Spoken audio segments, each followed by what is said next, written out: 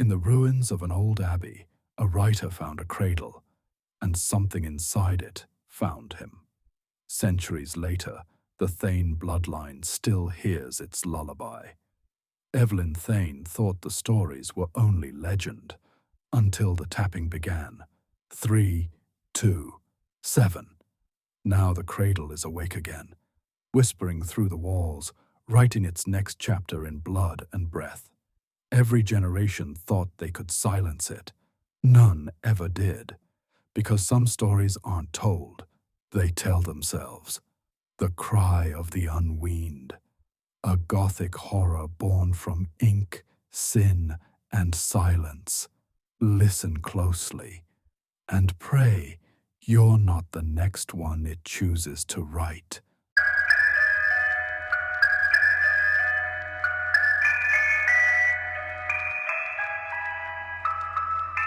The abbey had been gnawed to bone when Eldric Thane found it.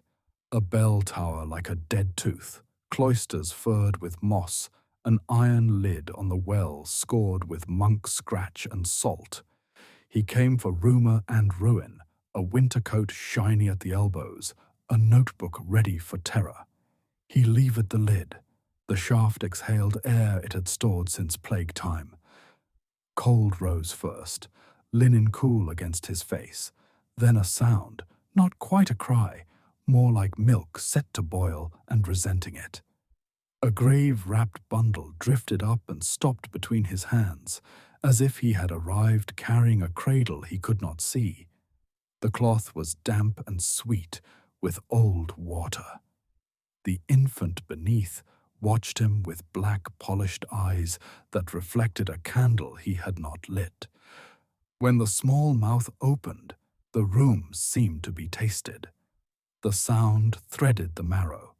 The hairs at his wrist lifted as if the body recognized a note the mind had not heard before. He made a circle on the abbey floor, pricked his thumb, and stitched each letter of his name into chalk. He set a cradle at the lip, hood of browned lace, mattress dim with years, and spoke to the not-yet thing the way a penitent speaks to relics. "Give me story," he said. "Give me marrow, not bone." Tiny gums closed on his finger, pressure like a measured promise. From that mouth arrived images no living witness could give. Doors budding on ceilings, altar rails slick with shawls, footsteps halting outside a bed and never choosing to knock. He wrote. Bishops hissed, bakers bought, widows underlined his frightening verbs. Coins cooled the sheets he slept on, and he called it pardon. Once he woke with his finger between those gums, once with a small hand at his throat, not squeezing, only measuring. Pride offered him a rule to anchor the fame. A baby snake spills its poison without measure. Rules feel holy when they excuse you. Centuries later, in a house that carried his dust, Evelyn Thane filmed her inheritance. The hall smelled of damp pages and coins. The camera lens fogged from the inside. Her sleeve came away wet, as if the house had breathed on her. Behind the coal bin, the brickwork hid a seam. A single hair lay trapped in mortar, black and stiff as an oath. She pulled. Mortar sighed. The century came loose. The hidden room was small and square, a pocket cut from the house's lung. On the table lay a black quill, a ledger stamped Thane, and a leather bag heavy with the arithmetic of finger bones. Under a tarred cloth sat a cradle. The bed looked empty. That was the first lie. The cradle rocked without wind. That was the second. The third arrived when her throat shaped a lullaby she had never learned. Soft, steady, inevitable. At the door came 3 soft taps, then 2, then 7, like a child counting wrong on purpose. She filmed in the manner of someone proven fear false. The bulb hummed, bees forced to keep a secret, then failed. In the dark, a small breath fogged her lips that suddenly did not feel like her own. The screen woke to her face, and a second face, smaller and too near, over her shoulder. She turned. The room held its obedient emptiness, which is not the same as safety. Elsewhere on the family timeline, the grandchildren Clara and Thomas had once stood in that same square of air. Thomas drew clean geometry on the cellar floor, a magistrate reading law to weather. The chalk line lifted its hem as if for royalty. Clara cupped the taper so the dark would not feel mocked. "It is only a story," Thomas said. "Then let it sleep," Clara answered. The cradle rocked once, the way a trick returns to an animal without being asked. Evelyn read the ledger with the care of someone who suspects a sentence may look back. A final entry cut a clean path through soot. A cradle is a trap that calls itself a story. Her laugh came thin. Another laugh answered from the wood, struck like a bell underwater. On playback, the audio traced a melody no visible mouth made, and her own laugh sounded like teeth on glass. Time kept an album of breaths in that house. Eldric's lived in the ledger margins. Clara's shiver was pressed in candle smoke. Thomas's calculations lay folded into chalk dust. Tonight it filed Evelyn's fog upon the phone glass. The archive grew. The tapping resumed. 3, 2, 7. She answered with her knuckles. 7, 2, 3. Silence fell not as comfort, but as attention.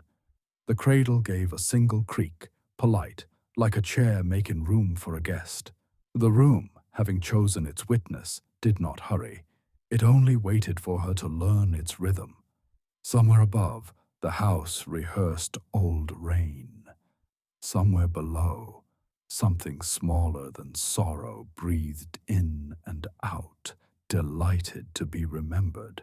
Evelyn dreamed a river that ate backward. It chewed the past first, bank after bank, until only a shining throat remained. A woman in black stood on the shore with a veiled bundle. The lullaby came like law. When Evelyn peeled back the cloth, there was no face, only an open mouth. The cry had begun before breath, and had not found a reason to stop. She woke with the taste of church water on her tongue, and the sensation, impossible, childish, that her jaw had been held shut by small hands. Morning brought practical courage, lights on stands, a sound man leveling his boom, tape marks on the floor. The microphone caught singing none of them recalled. On playback, someone's laugh scraped cutlery. A cradle drifted into the corner of the frame where the wall had been. Footage corrupted. Backups died like lambs too tired to rise. Only the image in Evelyn's head survived. And that vault always leaks. In the old century, Thomas returned to his chalk and Latin. He spoke like a collector of debts. The line encircling the cradle rose, gentle, as if a robe were being lifted. The lamp guttered, offended by certainty. Clara started to speak and felt milk-sting breasts that would never bear a child. Shame outran sense. The stair lengthened as she fled. At the landing, she met the impression of a thin man with ink-blacked nails and tallow breath. "Grandfather?" she asked the air. The answer came in many smaller answers that all meant too late. Evelyn woke at the door's soft metronome. 3, 2, 7. Her phone screen filled with backward writing, mortar script remembering itself. It unwound into Thane. In her notes app, paragraphs had appeared in her voice, sentences she had not written, with a bruise that belonged to another century. Language she understood could be contagious. Between those paragraphs, a wet mouth worked near her ear, the small industry of hunger practicing. Each dawn, milk pooled at the cellar door, as if a midnight curate had spilled a sour sacrament. "Why hurt me?" she asked the dark, sincerely. The dark answered kindly, "Because you came. Monsters can be gentle when exits are only a rumor." The surviving Thanes scattered to other continents and changed the syllables on their doorbells. True names were the ones the Cry knew. Terror arrived not as thunder, but as drizzle, an ankle that never knit right, a bus missed by a minute and the year misplaced behind it, a lover who slept and did not wake, a bridge that shivered under one careful foot. A cousin kept a ledger. Wednesday, bridge shivered. Thursday, doctor said seizure, then called it a spelling error. Friday, tapping from the shared wall. 3, 2, 7. She tried 7, 2, 3. The tapping paused. Attention felt like relief until it lasted. "We'll cut around the weird sound," the editor promised. The sound would not allow it. It traveled between channels like a small animal between hedges. Muted, the waveform grew teeth. "The curse is copy," someone joked. They rolled again. The lullaby returned, nearer than a voice ought to be. A cradle rocked where the lens insisted there was none. The last usable version of the scene lodged behind Evelyn's eyes. "Perfect," the producer said, meaning doom. In every age, a proverb tried to form. A grown serpent measures, a hatchling spills. The baby ghost learned the pleasure of waste. It no longer killed often. It curated. It gathered small harms the way a miser gathers copper, patient, counting as music. Hours thinned. Evelyn found her hands typing in her sleep. By morning, there were two kinds of paragraphs, ones she recognized and ones that wore her vowels like borrowed shoes. She underlined a line she did not remember birthing. A cradle is a trap that calls itself a story. The underline wavered. The truth did not. She began misplacing minutes, resurfacing with the cursor far ahead. A sentence repeated across files like a watermark. "Hush now, little thorn." Thomas measured and could not make the numbers love each other. His compass found the cradle no matter where he stood, as if North were a child who never learned to walk away. Clara dreamed she was nursing a shadow. In the morning, there was milk on the stair, and no one in the village spoke of it, because shame is a door that opens only inward. Night pressed closer. The house learned her pulse. She learned its breath. The tappy resumed. Patient, 327. She answered 723. The silence that followed settled on the bed like a second blanket. She lay within it, listening to her name being tasted by a mouth too small to forget. The scholar wore her crucifix down to a pale comma. "You must return what was taken," she said, hands folded against a practiced tremor. "If breath was taken, what can you give back?" Evelyn smiled with no coin to spend. "My life? Oh, child," the scholar said gently, "you do not own that either." Evelyn began keeping a ledger with a red ribbon that frayed like a tongue. Monday, glass sliver under nail. Tuesday, mother's voice on voicemail, dead 10 years. Wednesday, doorbell pressed, no one there, floor wet as if something newly born had been carried in. Thursday, bird at the window tapping 3, 2, 7. Friday, jaw aching, dream of a cradle chewing a name that tasted like hers. In A Century with Handwriting, Eldric had drafted iron laws: feed rarely, speak no names, promise nothing unwritten. The infant broke each with a soft mouth and patience. A promise to a story becomes a collar around the neck of the one who writes it. Clara returned to the cellar with a basket of milk and a willow switch, mistaking discipline for dominion. "Hush," she said, placing the cup within the chalk. The surface trembled as if a fly crossed it. She stepped over the line. Chalk clung to her soul like frost. "Clara," Thomas called, already speaking in the voice people use when a lesson will be learned too late. She reached as if to lift her guilt. The cradle lifted her first. She did not scream. The sound was taken before it became hers. In the modern house, a wall began to sweat. Behind it lay a room that either had just arrived or had finally admitted it had always been there.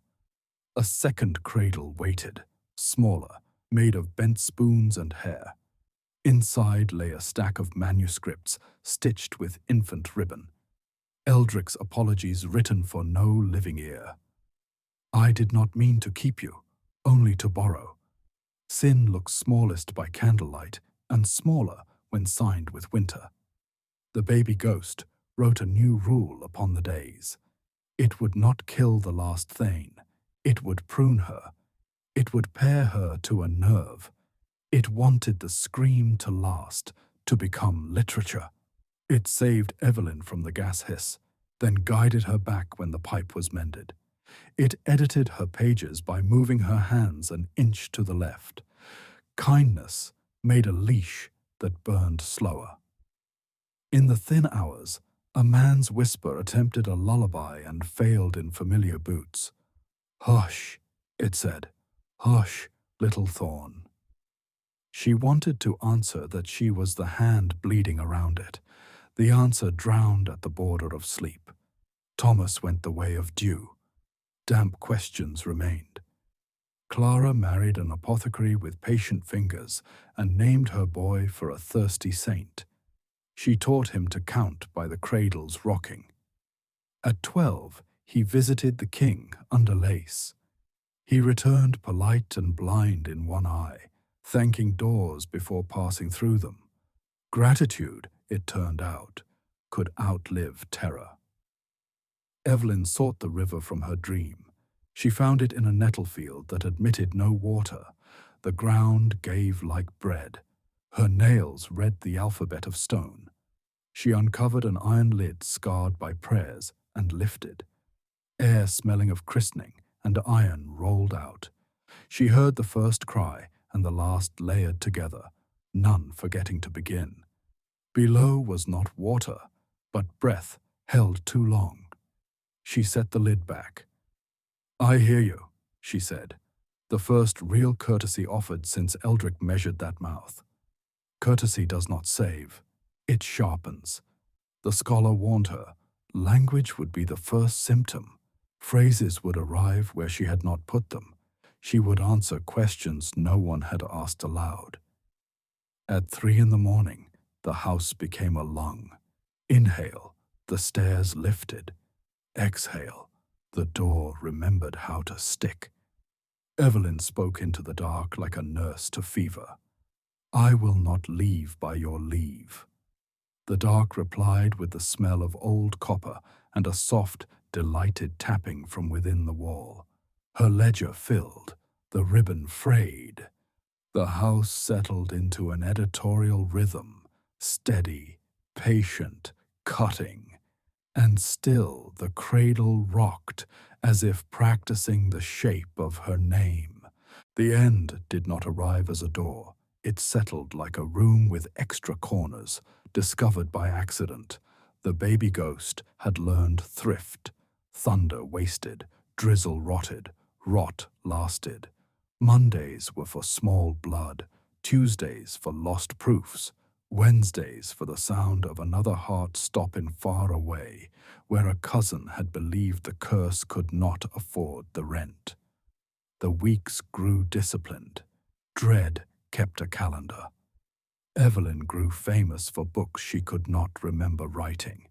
Reviewers called the sentences ancestral weather. Fans mailed her tiny cradles and old veils and shoes for children who would not wear them. The house kept what she could not. At signings, strangers said Thane with a private hunger, and she felt the cradle listen through their mouths. Her bargaining became precise and poor. "Take my name," she offered. "Leave my breath." Names were the only food ghosts trusted. "Take my hands," she tried, laughing the way writers lie to themselves. The cradle laughed back, damp, bell underwater. When she asked what it wanted, the answer came without sound. More. Not more death. More after. The last Thanes gathered at a long table under portraits with the wrong number of shadows. Some brought new surnames, some faces altered by surgery or sorrow. A priest spoke over them as if covering a birdcage. Lights failed. The lullaby threaded the quiet. When lamps returned, one chair rocked without anyone in it.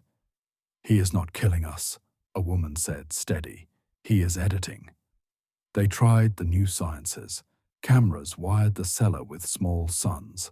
Bulbs hummed, bloomed, and frosted from within, then cracked with the modesty of seed pods. On the film, there was no child, only a smudge the size of a mouth, and a whiteness where Evelyn should have been. The camera had learned discretion. On the no anniversary of Eldric's sin, weather chose the house and did not move. The cellar rose to the lip of the circle. The cradle floated and grinned its industrious smile. Evelyn did not run. "I will not die," she told the water. "Not by your leave." The surface lifted and kissed her mouth, then waited, like a sentence expecting an editor's note. He remembered Eldric too well. He kept her as Eldric had kept him, not for love, but for labor. He needed a witness, a hand to write the minutes of his reign. He shooed away simple knives so he could sharpen complicated ones. Mercy was quickness. He forswore it. She did not give him a child. He gave her a public. If blood would not continue in the body, it would continue on the shelf. Readers took Thane into their mouths. Lovers fixed the letters to shared doors. Claimants purchased a name for royalties and received rights instead. Every autograph was a baptism, every dedication an adoption. He would never lack a relative to prune, so the bloodline became a bookshelf, and the cradle learned the clock. Tap, tap, tap, thunder wasted, drizzle rotted, rot lasted. The horseshoe closed where it had opened, at the bend of the river that ate backward. A woman in black stood on the shore. She could have been Evelyn. She could have been Clara. She could have been the unsung mother the monks folded into earth. She could have been Eldric's outline wearing his nails. She lowered her veil. The bundle stirred and smiled its damp, industrious smile. "Hush now," she said, voice braided from all their throats. "Be still, little thorn. No mother, no morn, only the river that lends you a name." Far away, the code began. 3, 2, 7. Nearer came the answer. 7, 2, 3. The water held still as if attention were worship. Somewhere behind a wall, a cradle laughed. Evelyn pressed her palm to the cellar door and felt a smaller hand press back, careful and delighted. Editor-in-chief of pain.